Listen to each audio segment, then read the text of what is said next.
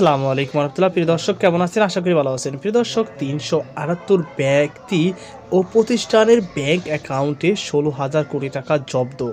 চলুন বিস্তারিত জেনে নিই কার ব্যাংকে এত টাকা রয়েছে।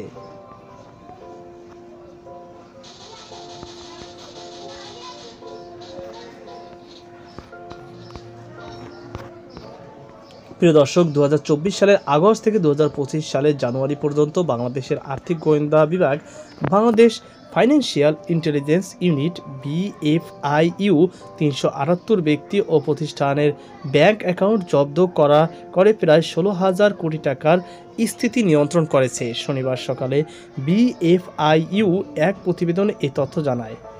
BFIU এই পদক্ষেপের মাধ্যমে অবৈধ লেনদেন ও অর্থ পাচারের বিরুদ্ধে কঠোর অবস্থান নিয়েছে। বিশেষ করে গত আগস্টে রাজনৈতিক পট পরিবর্তনের এবং ব্যবসা বাণিজ্যের অনিশ্চয়তা সৃষ্টি হওয়ার কারণে চলতি অর্থ বছরে ব্যাংক ঋণের পরিমাণ বেড়েছে। এর পাশাপাশি সরকারের নেট ব্যাংক ঋণ ব্যাপকভাবে বৃদ্ধি পেয়েছে, যার পরিমাণ জানুয়ারিতে ২২ তারিখে ১৫,৭৫৯ কোটি টাকা ছাড়িয়েছে।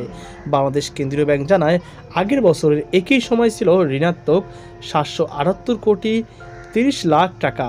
তবে চলতি অর্থ বছরে সরকারের ব্যাংক ঋণ বাড়ানোর লক্ষ্যমাত্রা ছিল ১,৩৭,৫০০ কোটি টাকা। তো প্রিয় দর্শক, এই ছিল আমাদের সর্বশেষ আপডেট। সকল আজকে পর্যন্ত। আল্লাহ হাফেজ।